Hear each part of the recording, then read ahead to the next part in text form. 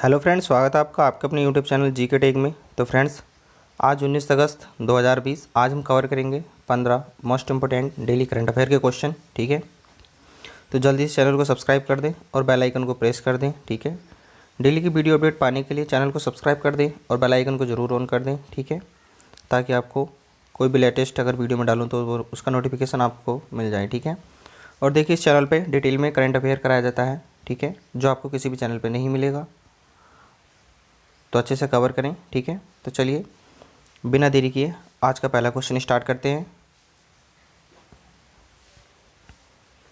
Question number 1 है, महाराष्ट्र के राज्यपाल भगत सिंह कोश्यारी को किस राज्य का अतिरिक्त प्रभार दिया गया है? तो इसका राइट आंसर ऑप्शन सी हो जाएगा, गोवा राज्य का। ठीक है, देखिए महाराष्ट्र के राज्यपाल भगत सिंह कोश्यारी को गोवा का अतिरिक्त प्रभार दिया गया है। भगत सिंह कोश्यारी को पिछले साल सितंबर में सी विद्यासागर राव की जगह महाराष्ट्र का राज्यपाल बनाया गया था। ठीक है, तो याद रखना है। अब देखिए गोवा राज्य के गठन के बारे में बात करेंगे तो गठन कब हुआ था गोवा राज्य का? 30 मई 1987 को हुआ था। राजधानी क्या है? पणजी है। ठीक है, और राज्यपाल कौन है? सत्यपाल मलिक हैं। बात करेंगे मुख्यमंत्री की गोवा के, तो कौन है? प्रबोध सावंत है। और ज़िले कितने हैं? 2 ज़िले हैं। ठीक है, क्वेश्चन नंबर 2 देखेंगे, शास्त्रीय संगीत के किस प्रसिद्ध गायक का हाल ही में अमेरिका में 90 वर्ष की उम्र में निधन हो गया है? तो इसका राइट आंसर ऑप्शन ए हो जाएगा, पंडित जसराज का। ठीक है, अब देखिए जाने माने शास्त्रीय गायक पंडित जसराज का अमेरिका में 17 अगस्त 2020 को निधन हो गया है। वे 90 साल के थे। उन्होंने अमेरिका के न्यू जर्सी में अंतिम सांस ली। पंडित जसराज का जन्म 28 जनवरी 1930 को हिसार हरियाणा में हुआ था। उनके पिता पंडित मोतीराम जी भी मेवाड़ घराने में एक संगीतज्ञ थे। उन्हें साल 2000 में भारत सरकार की ओर से पद्म विभूषण से सम्मानित किया गया था। पंडित जसराज ने भारतीय शास्त्रीय संगीत को नई ऊंचाई दी थी। ठीक है, देखिए कितनी मोस्ट इंपॉर्टेंट जानकारी है, तो इसको भी आप नोट कर लेंगे। अब क्वेश्चन नंबर 3 देखेंगे, इंपॉर्टेंट क्वेश्चन है। देखिए हाल ही में किस रेलवे स्टेशन का नाम बदलकर बनारस करने को मंजूरी प्रदान कर दी है? तो इसका राइट आंसर ऑप्शन बी हो जाएगा, मंडवाडीही रेलवे स्टेशन को। ठीक है, मंडवाडीही रेलवे स्टेशन को मंजूरी प्रदान कर दी है। ठीक है, किस लिए? इसका पहले नाम बनारस था और अब क्या होगा? मंडवाडीही रेलवे स्टेशन।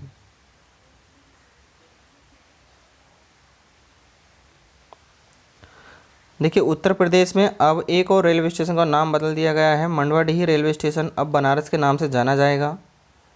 सॉरी, ऊपर मैंने गलत बताया था। ठीक है, देखिए पहले इसका नाम मंडवाडीही था, अब इसे बनारस के नाम से जाना जाएगा। केंद्रीय गृह मंत्रालय ने मंडवा रेलवे स्टेशन का नाम बदलकर बनारस करने को मंजूरी दे दी है, जबकि इससे पहले मुगल सराय स्टेशन का नाम बदलकर पंडित दीनदयाल उपाध्याय जंक्शन किया जा चुका है। ठीक है, तो ये भी आपको याद रखना है। क्वेश्चन नंबर 4 है, सीबीआई के किस पूर्व विशेष निदेशक को सीमा सुरक्षा बल बीएसएफ का नया महानिदेशक नियुक्त किया गया है? तो इसका राइट आंसर ऑप्शन सी हो जाएगा, राकेश अस्थाना को। देखिए केंद्र सरकार ने सीबीआई के पूर्व विशेष निदेशक राकेश अस्थाना को सीमा सुरक्षा बल बीएसएफ का महानिदेशक नियुक्त किया है। राकेश अस्थाना अभी नागरिक उड्डयन सुरक्षा ब्यूरो के महानिदेशक का पद संभाल रहे थे। वे नारकोटिक्स कंट्रोल ब्यूरो के महानिदेशालय के अतिरिक्त प्रभार भी बने रहेंगे। राकेश अस्थाना पद का कार्यभार संभालने की तारीख से 31 जुलाई 2021 तक बीएसएफ महानिदेशक के रूप में रहेंगे। वे 1984 बैच के आईपीएस अधिकारी हैं, तो ये भी आपको याद रखना है। क्वेश्चन नंबर 5 देखेंगे, किस देश ने बांग्लादेश की तीस्ता नदी परियोजना के लिए 1 बिलियन कर्ज देने की घोषणा की है? तो इसका राइट आंसर ऑप्शन डी हो जाएगा, चीन देश ने। ठीक है, अब देखिए चीन ने बांग्लादेश की तीस्ता नदी परियोजना के लिए 1 बिलियन कर्ज देने की घोषणा की है। नेपाल के बाद अब चीन ने बांग्लादेश को अपनी आर्थिक मदद से लुभाने की कोशिश करनी शुरू कर दी है। मीडिया रिपोर्ट के मुताबिक मई महीने में बांग्लादेश के वित्त मंत्रालय ने रंगपुर इलाके में तीस्ता नदी प्रबंधन परियोजना के लिए $853 मिलियन की मदद मांगी थी। ये पहली बार है जब चीन बांग्लादेश की नदी प्रबंधन से जुड़ी किसी परियोजना में शामिल होगा और फंडिंग के लिए कर्ज देगा। ठीक है, तो ये भी आपको याद रखना है। अब क्वेश्चन नंबर 6 देख लेंगे, मदारी और दृश्यम फिल्म के किस निर्माता का हाल ही में निधन हो गया है? तो इसका राइट आंसर ऑप्शन ए हो जाएगा निशिकांत कामत का। ठीक है,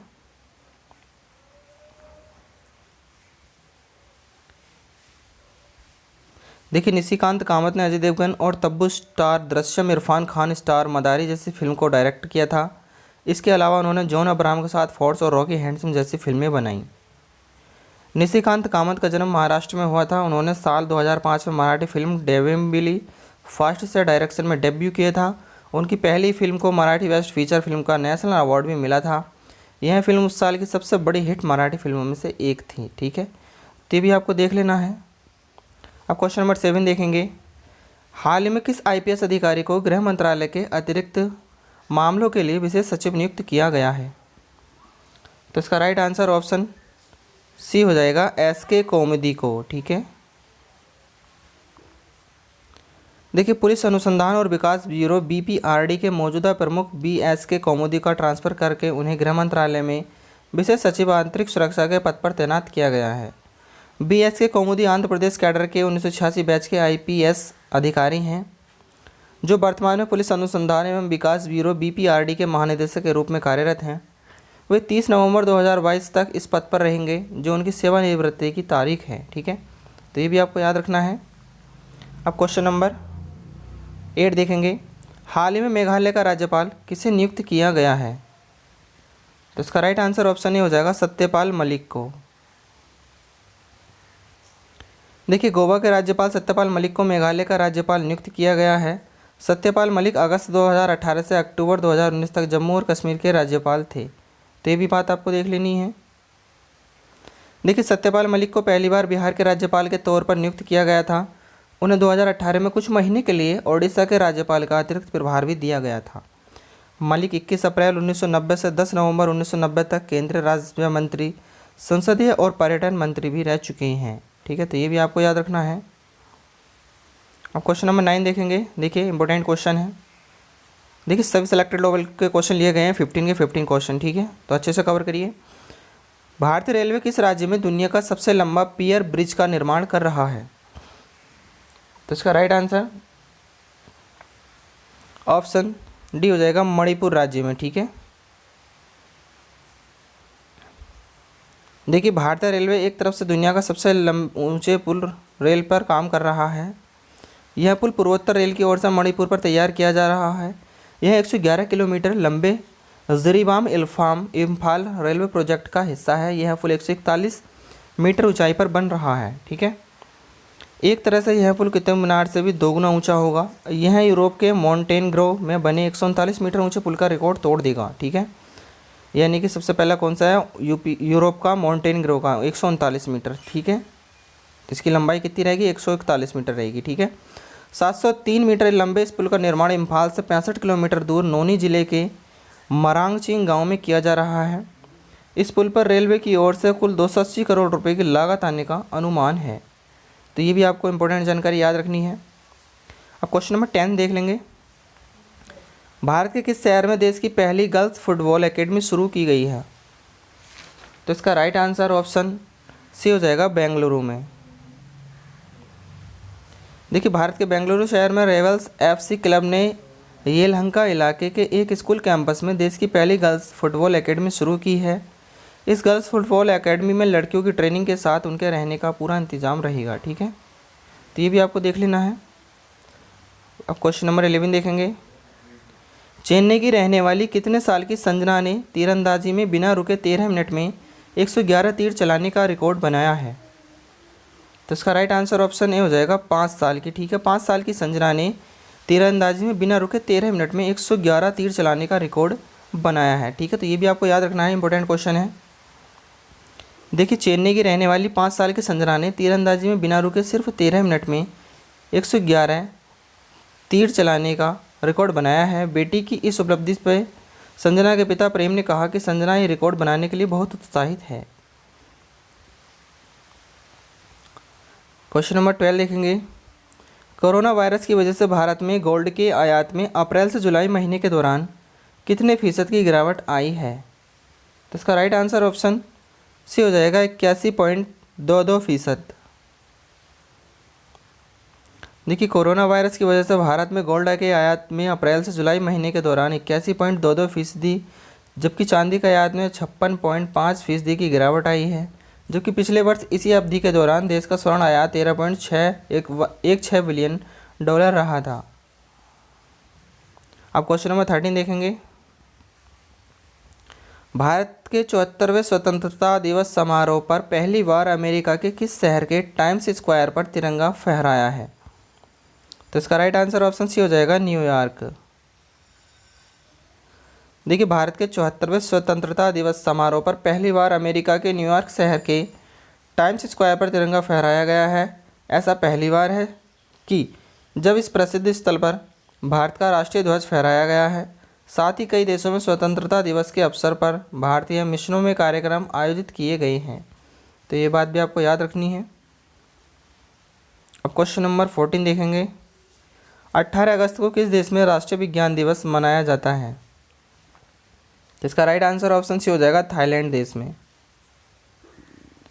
देखिए 18 अगस्त को थाईलैंड देश में राष्ट्रीय विज्ञान दिवस मनाया जाता है। इस दिवस का उद्देश्य विद्यार्थियों को विज्ञान के प्रति आकर्षित और प्रेरित करना होता है। अब क्वेश्चन नंबर 15 देखेंगे, लास्ट क्वेश्चन इस वीडियो का। किम टोक हुन को किस देश का नया प्रधानमंत्री नियुक्त किया गया है? तो इसका राइट आंसर ऑप्शन सी हो जाएगा उत्तर कोरिया का।